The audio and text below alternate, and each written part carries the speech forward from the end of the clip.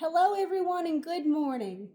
Today we're making a very special recipe with Chef Teddy and my name is Anya. We're going to show you how to make chicken. Welcome back. So you have this chicken here. What do I do with it? Well, I've seen a lot of people grab a fork and just poke it with a fork. I pre-poked one of them right here. I don't know if you can see it. The little outlines there, that's just poking it.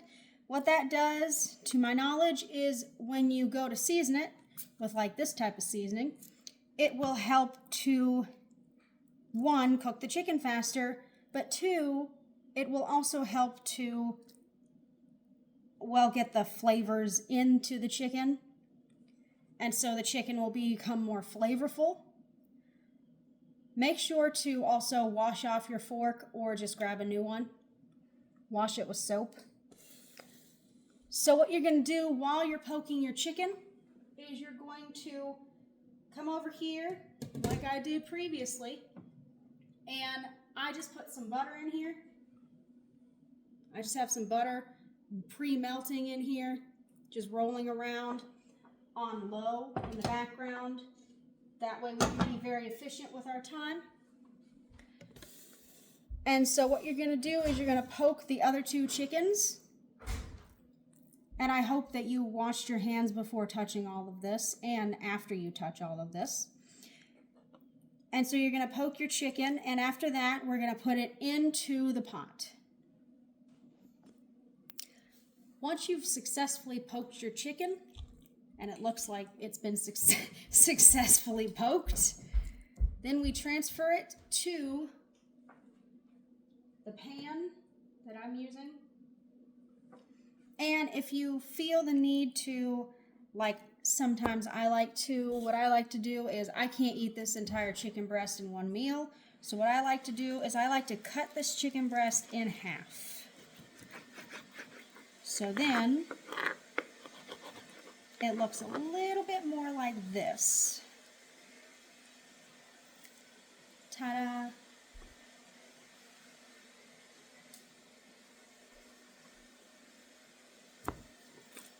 So we're going to just transfer it to the pan or pot after successfully cutting it again.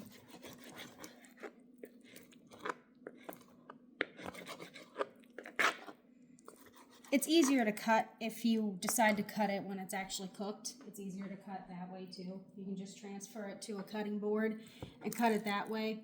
It takes a little less time.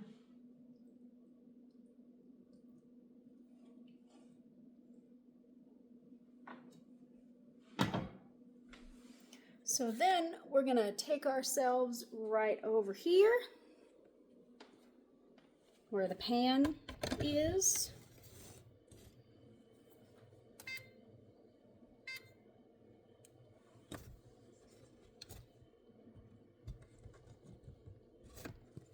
And we're going to put it on medium high, depending on how much in a rush you are. Medium high. We got high right here. We got it goes all the way to 6. So this is 4, this is 2, and this is just downright low. And we got a double burner. So see, you got 2 burners. So we're just going to wait for this to cook for a little bit, and then we will be right back with the seasoning.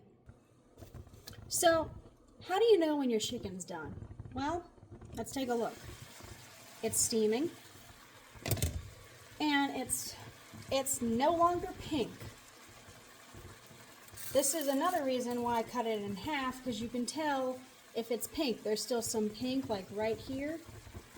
Right here, you can see the pink, which signifies that this chicken is still not yet done. And then how do you know when to flip the chicken? Well, you're going to flip the chicken when you see that the chicken, when you go to flip it, if it's not like, personally I like mine a little bit, I don't remember the word for it, but like a little browned. almost like stuck to the bottom of the pan without actually being stuck to the bottom of the pan kind of deal. And so we're just going to wait for it to do that. I am cutting vegetables, and it's also a good idea to, as you can see, mix it around from the position that they're sitting in, because it may show that it's not quite done, just like these bits. And what you want to do is flip, if you can, flip it to the sides that are not yet done, so that's step one. And then step two is, while they are doing that, we can grab ourselves the seasoning that we would prefer to use for this chicken. The seasonings I'm using include no salt. We're just going to smack some of that all over this chicken. We're going to put in some dill, because I love dill. Some garlic powder.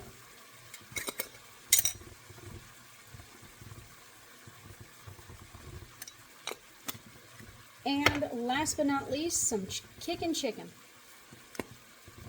Now this kickin' chicken is pretty salty, so just be careful how much of it you choose to use. But then again, the no salt's supposed to counteract most of it. So as long as you have those two counteracting each other, then there'll just be a simple burst of flavor. And now, once again, we just keep an eye on it and we wait. Once the chicken has cooked for another good while on medium-high, we take off the lid to see that it is steaming once more. And now, the butter has browned. I don't know if you guys can see that little browning right in there. It has browned, which means that if we are to turn over the chicken, it should look a little something like that. It's not quite fully browned enough for my liking, so it's going to be cooking just a little bit more. But we are going to go ahead and flip it so that it has a chance to cook on the seasoned side. And what I personally like to do is I like to add just a bit more seasoning once it's flipped. So just a little bit more of the dill, the kickin' chicken, the no salt, and the garlic powder.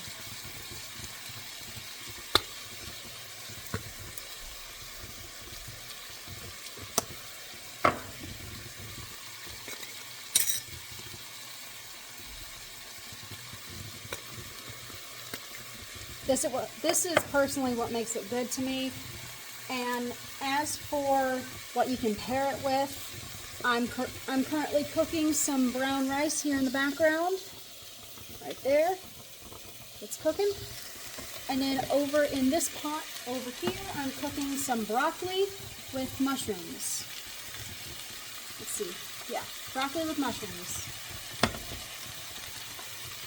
We're going to wait a little bit longer for this chicken to cook, and we will be right back. Welcome back. So now that we've waited a little bit longer, we can see that it's a little bit more brown. This is the way I like it. So we're going to flip it, all of it, and then we're finally at this stage going to turn it down. We're going to turn it down to low because all this chicken is sizzling with the butter on the bottom here. And if you ever have a problem with the bottom of this is supposed to be a non-stick pan. It does very well. But if you don't have a non-stick pan, I recommend getting one. Or just use some Brillo. Or both. Best of both worlds. You can have it all if you want to. Once this chicken has been fully completed, we then either transfer it to a plate with whatever you want. Again, I'm eating some two simple vegetables with some brown rice. I like to season my rice, so I'll have seasoned rice and some vegetables, and that's what I like with my chicken. But if you want to add, like, I don't know, you can use, after you've used this chicken, sometimes I don't want to eat it as is, so sometimes I'll make it into like a chicken salad or whatever else you really feel like. if you feel like it would go better in like a pasta or maybe a soup or something, I find that this pre-seasoned pre-cooked chicken also does pretty well in, well, most things. I haven't tried everything that there is to try, but if you do have a suggestion, then Chef Teddy and I are pretty open to hearing it. And so now I'm going to go find Chef Teddy and see what he thinks of our creation. All right, we got Chef Teddy here, who was sleeping because apparently my cooking style, I guess, wasn't too fascinating. But let's see what he thinks. Where's the fork? What do you think, Chef Teddy? He says it's too hot, but that is delicious. So we hope you enjoyed. If you did, make sure to like and subscribe, and you're welcome to leave a comment down below, as well as share our videos. We appreciate it. Happy holidays and Merry Christmas.